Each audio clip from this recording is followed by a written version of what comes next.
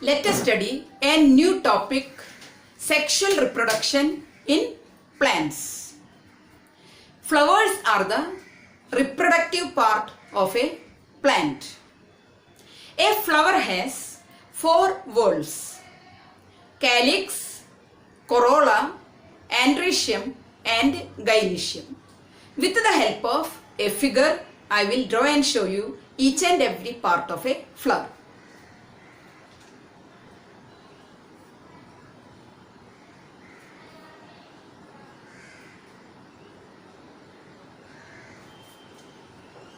This is a green colored part of a flower. This green colored part of a flower is known as calyx. This is the first whorl of a flower.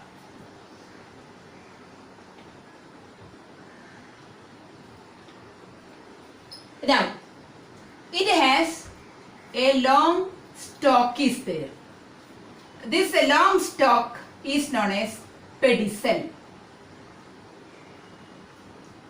Now, its inside you can find other whorl. I am drawing and showing you a typical flower. We can say that hibiscus flower. Now, this part is having a beautiful color or an attractive color. We can say that this part is known as corolla. This is the second whorl of a flower. Now, in case of calyx, individual member, like that way single member you can see, each member is known as sepal. Similarly here, this flower, this part, that means a corolla, altogether we can call it as corolla. Its individual part we can say as petal. Now, so first whorl you got it. This is the second whorl. After that we can say that the third whorl. You can see that there will be a tubular structure inside the flower. Then there will be such a structure around it. This is known as androecium, or we can say that male reproductive part of the flower. Now, this male reproductive part is known as androecium.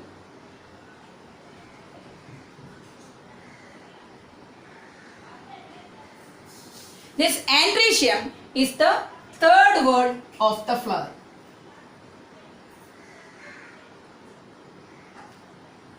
Now, inside this third whorl, you can find that a thread-like structure which is having whitish color, and it is ending here with a swollen structure. This is known as ovary. This thread-like structure, that is known as style, and its end region division we can see that here means such a structure will be there. Sometimes 3 divisions may be, sometimes 5 divisions may be there.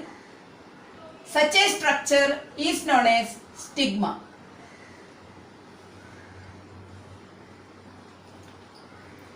Now, here the male reproductive part together we are saying as androecium. Now here, what is stamen? Stamen also male reproductive part, but what is stamen I will show you.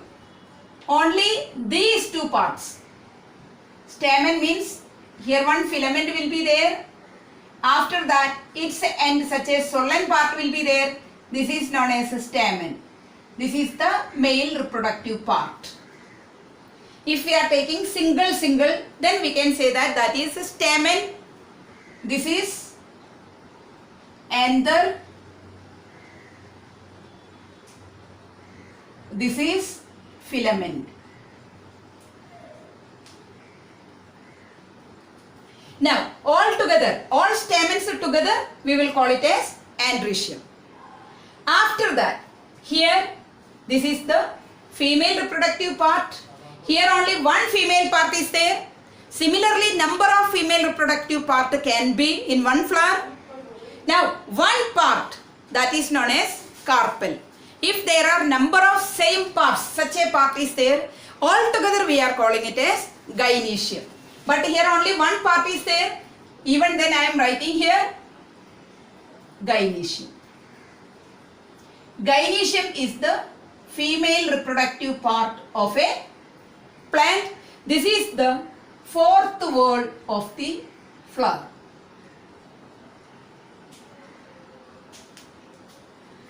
Now, we are going to study about what is pollination. Pollination means transfer of pollen grains on the from the male reproductive part to the female reproductive part. So what is pollination? Transfer of pollen grains from male reproductive part to the female reproductive part, that is known as pollination.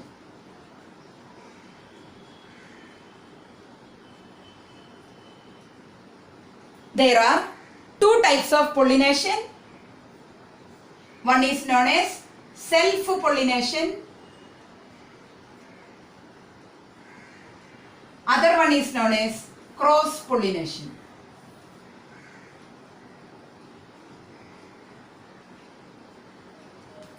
Here, now where pollen grains produces?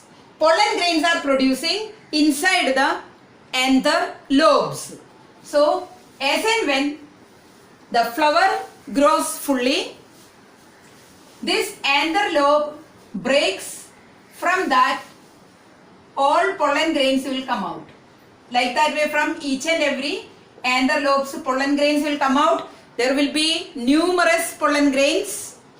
As a result of, we can say that two types of agents. One is known as abiotic agents. Second one is known as biotic agents. Abiotic agents, example, water as well as air. Biotic agents, example, insects as well as animals. With the help of these agents, pollination process happen. In some plants with the help of air, in some plants with the help of, especially we can say in water plants, this pollination process is taking place with the help of water. Now we can say that in case of some plants, even with the help of insects, example butterflies, even we can say honeybee, and with the help of some animals also such a pollination process is taking place. So pollination means what? Transfer of pollen grains from male reproductive part to the stigma of the female reproductive part, that is known as pollination. Now we are studying about what is self-pollination. For self-pollination, only one plant's requirement is there. For self-pollination, only one plant's requirement. There, either same flower or different flower, but the plant is same. You see here, now in this case, pollen grains of one flower falls on the stigma of the same flower. This is self-pollination. Or pollen grains of one flower falls on the flower of the stigma of the other flower of the same plant is also known as self-pollination. So self-pollination can be two ways. One thing, transfer of pollen grains from a male reproductive part of the same flower and falls on the stigma of the same flower, or pollen grains of one flower falls on the stigma of the other flower of the same plant. That is also known as self-pollination. When we study about cross-pollination, there is a necessity of two plants. Pollen grain of one flower falls on the stigma of the other plant's flower. That is known as cross-pollination. For cross-pollination, there is a necessity of two plants. For self-pollination, there is a necessity of only one plant. Now we are studying about what is fertilization.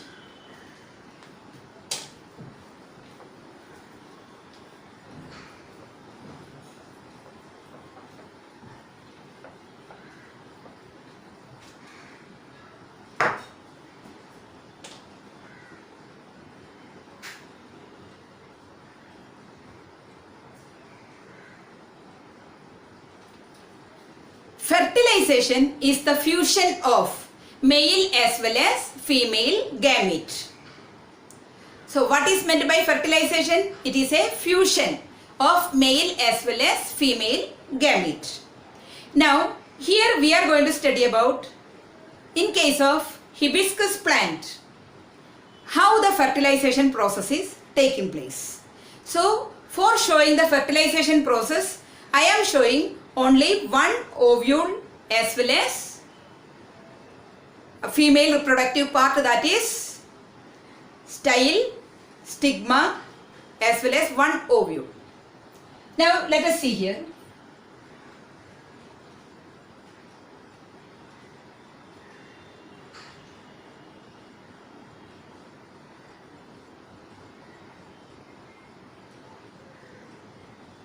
Here I drawn the ovary now, but only one ovule is there, such a way I am showing you now. Here this is the style, little enlarged view I shown. This is style. This is now ovary I shown. Here inside I am showing ovule. Now here I am showing you the single stigma. We can say that this is the female reproductive part of a flower. We can say that this is the carpel. Now single is there, so carpel I drawn here. Now on that I am showing you pollen grain fallen. Here again number of pollen grains I shown here now. Pollen grains are the male reproductive part. The speciality of stigma, that is, it is very sticky. Stigma's speciality, it is very sticky. As and when pollen grain falls on the stigma, it will stick on the stigma. Later, this pollen grain start to germinate. A tube or a tube shaped outgrowth will produce from the pollen grain. At its tip, there will be two male gametes. Slow by slow, the tube elongates and it will reach up till here.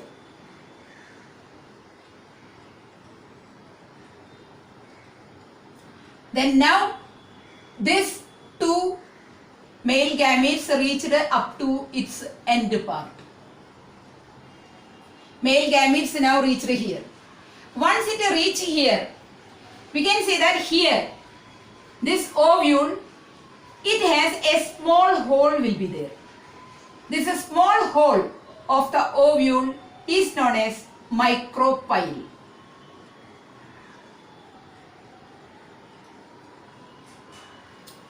Then this enter inside plus its end part will open or break, then these two male gametes will enter inside the ovule. Now this I am removing out. It enters now inside the ovule. Now inside the ovule, which all process is already happened that I am showing you. Here inside the ovule, there will be, here you can see 3 cells formation, 3 nucleus, around it cell formation will be there, 3 cell formation. Here again you can see that 3 cell formation, 3 cell formation, and at the central part there will be 2 nuclei. Then here single cell like look will be there, but at the same time 2 nuclei are there, that means a 2 cells formation there also. Now here these upper part 3 cells are there, this and these 2 cells. Here central cell is there, central cell we can say as egg cell. This is at present it is haploid N chromosomes are present inside. These two are the adjacent cells, supportive cells we can say, they are known as synergids. They are known as synergids. These 3 cells are known as antipodals. Antipodals. Then middle 2 nuclei you can see, to them known as polar nuclei. Polar nuclei. Now here these polar nuclei are also haploid nuclei. These 2 nuclei are known as polar nuclei. These 3 upper part 3 cells you can see, middle cell is known as egg cell, other 2 are known as synergids. Downside 3 cells are there, to them known as antipodals. Now each one's function I will tell you. Here egg cell is there, to them supporting 2 cells are there. Now here already male gametes reached. Out of these 2 male gametes, one want to fuse with the egg cell, other one wants to fuse with the polar nuclei. So first gamete wants to fuse with the egg cell. For that these synergids, these 2 cells guide this male gamete to it. So we can say that these 2 synergids guide the first male gamete to the egg cell. As a result of it, there will be the fusion between egg cell as well as male gamete. Once egg cell, this gamete fuse with the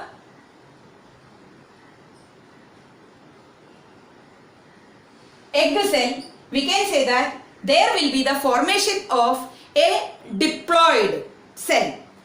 We can call it as zygote. There will be the formation of zygote. Then we can say that male cell or male gamete has haploid number of chromosomes. Female egg cell, that has again haploid chromosomes. Both of them unite. As a result of it, or both of them will fuse. As a result of it, a diploid cell will form, that is known as zygote. Later, zygote develops to a new plant. Now, here, these 2 nuclei, they are known as polar nuclei. Now, this second male gamete fuse with this polar nuclei. As a result of it, this polar nuclei transform to endosperm. It transform to endosperm. Later, this endosperm gives food supply to the zygote when it develops. zygote we can say a small plant. When it develops, when it gets very favorable condition, then we can say that that develops into a new plant. So during its germination, this endosperm gives food to the zygote till it develops leaves. Now, here 3 cells you can see. These are known as antipodals. These antipodals are giving nutrients to the embryo sac. This is the embryo sac.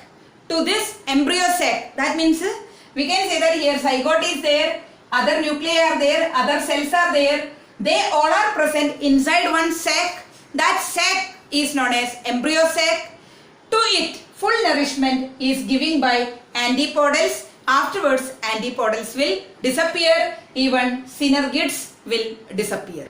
As and when this zygote, its growth completes, we can say that this ovule transformed to a seed, even ovary transformed to fruit.